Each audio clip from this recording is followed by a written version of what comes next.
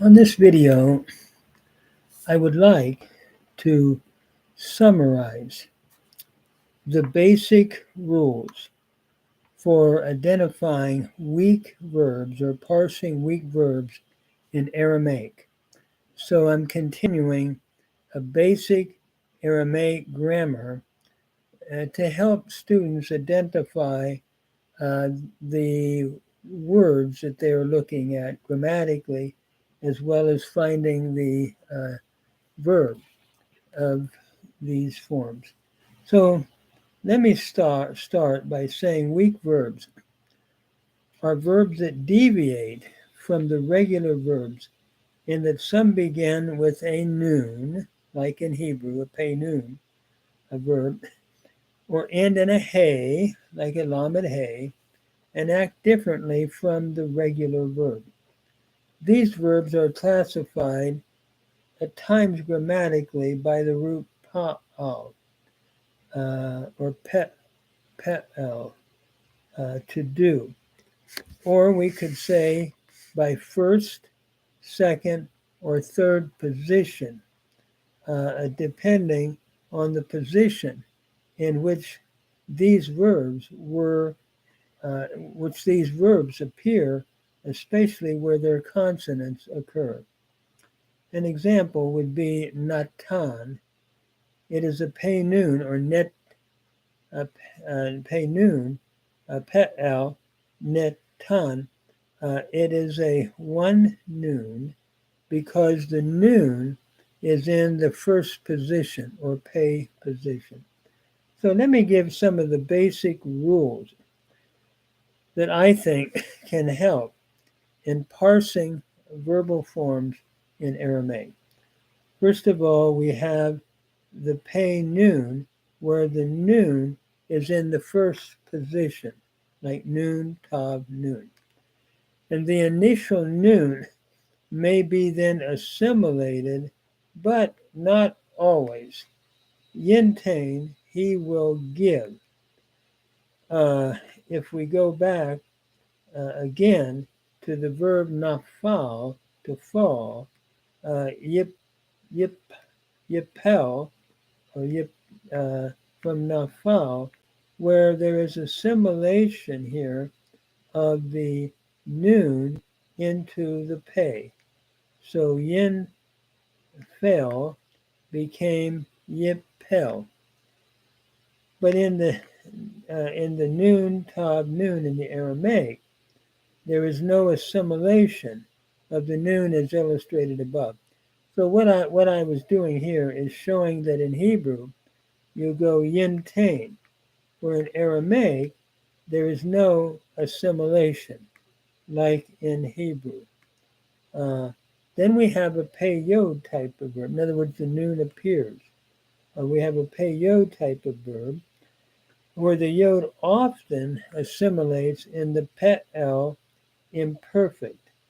Yakul, from yiyachul, becoming yakul, from the verb yachel, pe'el, to be able. Notice again that the yod has dropped out, the yod of the stem, or has, I should say, not dropped out, but assimilated by progressive assimilation into the kaf. Then you have the pei vav, similar as in Hebrew. An original pei vav will show up in the hafel stem, where, let's say, yashav, yod tav beit, to sit, ho tev, in the hafel, where an original AW appears, just like in Hebrew, how tev in the development. So the original pay yod verb retains the yod, though, in as in hey vel. So you have two types of pay yod verbs you have your pay vav, hey te from yet te, and then you have your original pay yod verb, just like in Hebrew, hey vel from yavel, that retains the yod, just like in Hebrew, yinak, where the yod is retained, but yashav becoming ye shev, which was an original pei vav root, where the yod elides or drops out. The pei guttural takes a composite shavah rather than a simple shavah, like arev in the pe'el, to mix or to mingle. And that would make sense because under your gutturals you will normally have, you won't have a simple shavah. Same as in Hebrew. It'll be a composite shavah, a hatef patah, a hurried patah. Then you have your pay aleph verb. The aleph of a pay aleph verb quiesces, and the vowel preceding uh, the the preceding vowel has compensatory lengthening, like ye'ahu becomes yehu. Again, where the ye'ahu, the composite vowel, elides, and you have compensatory lengthening, becoming yehu. Then you have your ayin guttural, since the middle radical cannot double in the pa-el, there is a compensatory lengthening of the preceding vowel. An example, yevahel becoming yevahel, where the hey cannot double, so we have compensatory lengthening in the preceding vowel from a patha to a comet. Yevahel. He will frighten, because again, the hey cannot double. There is a compensatory lengthening of the patha to the comets in the va becoming va. Similarly as in Hebrew, uh, and so forth, where you have that middle, the middle consonant being an ayin guttural, the same thing happens. Then your lamed hey, these verbs historically ended in aleph or yod and changed to a hey, much like in Hebrew, in the pe'al perfect, and the tseri aleph in the imperfect of the pe'al. An example would be banaya becoming bena in the perfect, the pe'al perfect, and the pe'al imperfect yiv nai becoming yiv ne.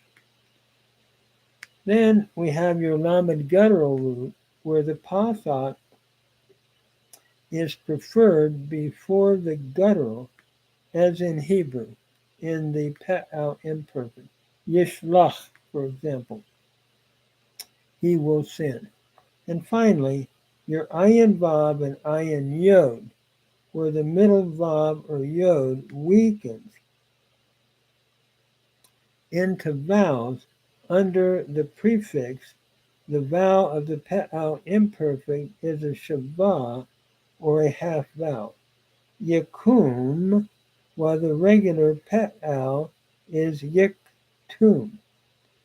So an example, again, yakum in the imperfect, yiktu would be a way if we were using it, using the verb katav.